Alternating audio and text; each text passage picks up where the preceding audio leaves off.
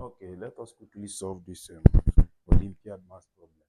Okay, this is a very simple one. So I have that this is 2 raised to power 4 raised to power x is equal to 64, 64, 2 divide 32, 2 divide 16, 2 divide 8, 2 divide 4, 2 divide 2, 2 divide 1.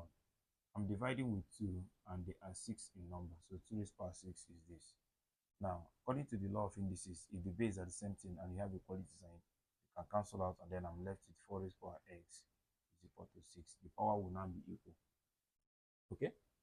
So let us take the log of both sides. Okay? I want to take the log of base 4 to both sides.